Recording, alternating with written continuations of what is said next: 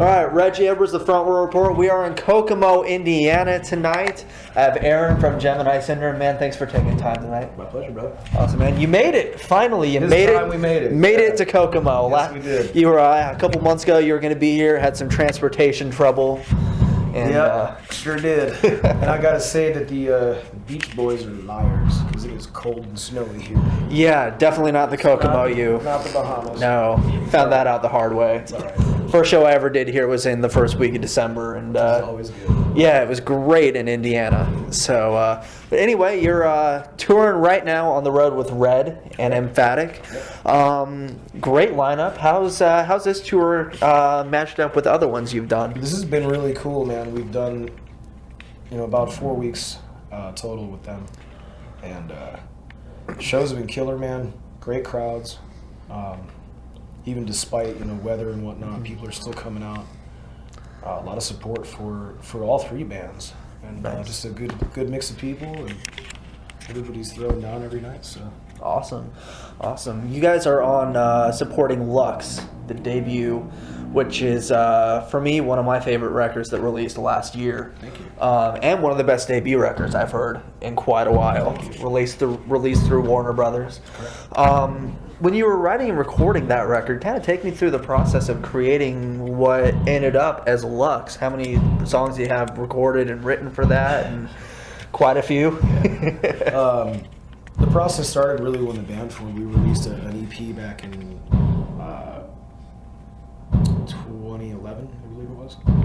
And I had 6 songs on it. So a lot of the tunes that we released on this full record were from the old batch, but there was definitely some new stuff we wrote as well. A lot of it was polished when we went in the studio with Kevin Churko in Vegas. We took some stuff and he just kind of made us rethink some of the older songs and take a fresh look at them, which was challenging but really cool at the same time, because you kind of get in a mode of playing with something the way it is, and you hear it and you expect it to be that, and then you have to go wipe the slate clean and kind of come back at it again, which is it's a challenge, and it's fun though. It makes you tap into something that you might not normally do. Some of the tunes were written in the studio with Kevin. Stardust and Pleasure and Pain were new songs for sure. Okay. But it was a long process. I think we went in with something like 50 or 60 tunes Oh, to wow. pick from. Oh, wow. We just wrote and wrote and wrote and wrote and wrote and wrote and wrote. And then it was just, that was almost the most painful part, was picking, how do we cut it down to 12? What do we have to dump? You know what I mean? And that was painstaking. It was heartbreaking to some extent, But we still have those tunes that if we want to draw on them later, we can. It should be cool. Like you said, a lot of the songs that you had to leave off was really hard to pick which ones you like. Any chance we could see some of those songs that you had to leave off anywhere down the road, maybe on a sophomore release? Yeah, I think so. I think there's definitely some really great songs in that batch. The real difficult part of it was just picking what's going to be the best first impression. What do we want to show everybody out the gate? So we tried to have a good eclectic mix of everything from Take This, which is more ballady, and Morning Star, which is more ballady, to Pleasure and Pain, which is just out to get Powerful. Out to get you. Yes. From the get go. So I think we left ourselves enough room that we can kind of go any direction we want in the future. One thing I really like about Gemini Syndrome and your lyrics is a lot of lyrics are very deep and intellectual. And Thanks.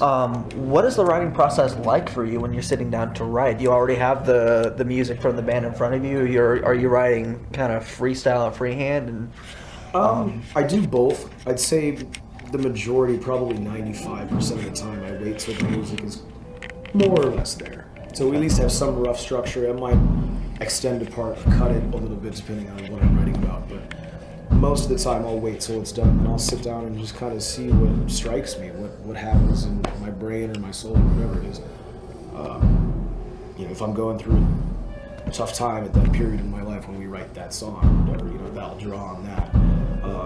Something, for instance, like Basement was a matter of going back to what it was like to be a teenager growing up with albinism, just trying to find those little bits of my experience that either I could use some therapy for, or some sort of vent or outlet. Music has always been that. So awesome. You also use a lot of symbolism and with album covers and videos and everything. What are some of the meanings behind some of the symbols that you use, and where do you go to find some of those? Some of them have been, created by us just as a. If you look at the left of me symbol, it's a mirror image breaking apart from each other, which that song was about my folks divorcing, really, and just watching the family split apart, and trying to find where I fit in the mix of that. A lot of them, symbolism is really one of the oldest forms of human communication. Before there was written language, you had hieroglyphs and things like that. So, and like the cave paintings from thousands of years ago. So, in a sense, it's one of the most, I think, powerful tools for us as people, as conscious beings, to we see a symbol and we recognize it. It doesn't have to be a word necessarily. So we wanted to couple that with the sonic element of having a song or having a poem or whatever, however you want to break it down, and then having a visual to go along with that, as well as each member of the band has a symbol that we kind of use. Okay. Just trying to make the experience more full.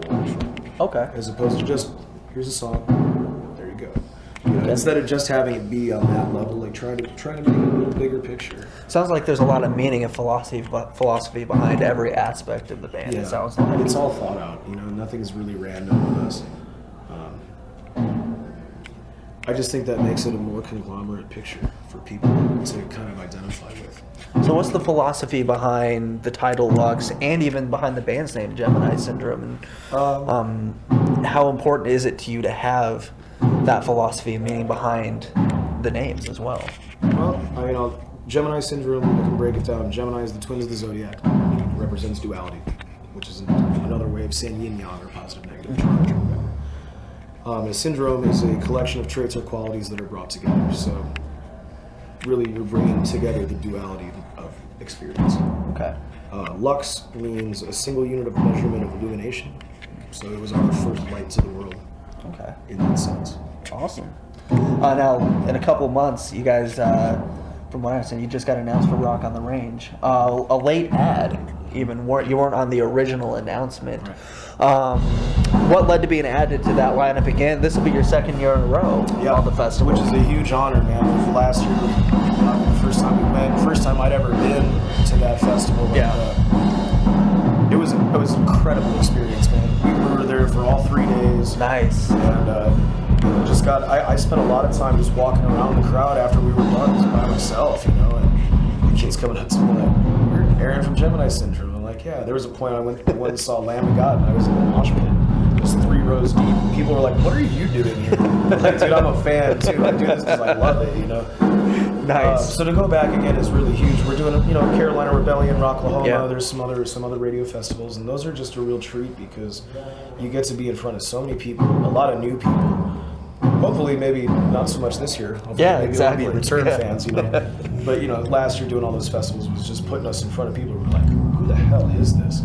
And come up and say that, like, I had no idea who you were, but you got a fan. Yeah, so the record wasn't released yet when you guys played last year. We had a 3 or 4 song sampler that we were giving out to kids, just so somebody had something to take home and listen to. But it was a long wait to get the record out. I think it was worth it. We made sure everything was in its proper place and how we wanted it. Now, when you're playing a festival, especially the size of Rock on the Range, the biggest festival in the country, really. I think it was 121,000 people. Yeah, over 3 days. Everybody's there. You've got all of the press there. You got fans of every band there, especially all of the bands. And you guys only had that sampler out. How hard was it for you going in? What was your mindset going in to take the stage? And was it hard to really get people interested in the band at that point? It honestly wasn't. It was certainly intimidating to some level, getting on a stage that big in front of that kind of crowd, being babies, really. But I'll tell you, I got up there, man, and there's one guy in particular I remember. I never got to see him again at the festival. There was one kid in the front row, I remember, who was wearing a red t-shirt, and that kid sang every lyric to every song. I was like blown away. Because he was singing along to Syndrome. Nobody should have that. That guy had to scour YouTube for some live video from, who knows where. Yeah. And I was just listening to it. So he knew everything he played, which was just like, you know, it's humbling, it's honor. Makes it a little bit easier to be on stage. Yeah, too, and the 'cause you can- response though, man, the response at all the festivals was, immediate. So it really wasn't too difficult to really get into the show. The crowd responded well to us. They interacted with us. There'll be a little bit of pressure on you this year with how well the record. I think Lux was on almost every end of the year list for top album that I saw last year for the Me most too, part. Yeah. The responses were huge for it, man. That was really cool. Did you have any idea you were onto something as powerful and as good as you were when you finished recording that? Yes and no. Like you want to believe that whatever product you put out is going to be the best you can do, but the reaction that we got was, you could have never guessed that was no, probably not, man. If you had asked me a year ago today, like, do you think people are going to call it record of the year or in the top 10 or top 5? No. Hope so, but Hope so. we'll Of course, see. that's what I mean. Like, of course you hope that, Right. But we certainly didn't come out just like expecting to be awesome. You know what I mean? Like, so it was a real shock. We're here. Yes, bow to me. Like it certainly wasn't like that. But Right. It was really cool that every show we went to and have played all year since then. Awesome. People coming up just praising it and how it affected them in a positive way or helped them through a tough time. And like those are the things. I remember watching interviews or reading articles with my heroes as kids, and them saying the same thing. Like when somebody comes up to you and tells you that you like saved their life because of this song or that song, it's like that's huge, man. That's all the reward you can ask for in art, and creating this kind of stuff is affecting somebody positively.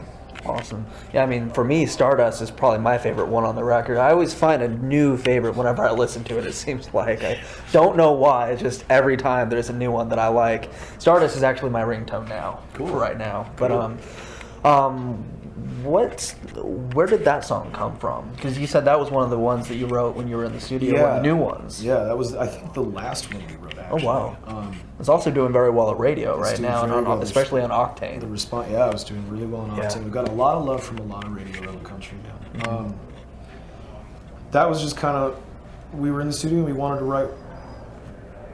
to just write a really good song. And like, we were with Kevin, he had helped us fine tune some stuff. We're like, let's write a song from scratch, let's do that.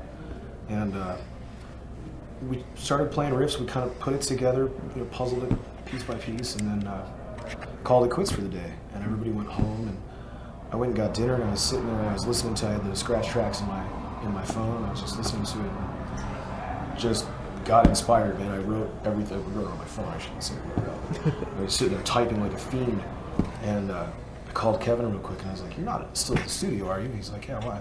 I'm like, "Come pick me up, and I'll come back and lay this down." I didn't tell any of the guys. So they came into the studio the next day, we're like, chip chop, it's done, son. So then we, tweaked it and fine-tuned it. And, Nice. It just happened to be a real favorite of people, man. So Awesome. Yeah. Thank God for it. It's killer, man. And thank you so much for taking time tonight. It's my pleasure, man. Looking forward to the set. This will be the first time I've actually seen you. And so Cool. definitely Should be the second, but it was supposed to be the second, but can't win them all. still, it's going to be a great set. Won't be And the last. it better not be. I'm going to be at Rock on the Range. All right. So, all right, man. We'll have a great show. Thank you so much. Thank you, brother. All right. Gemini Syndrome. Check him out, everybody.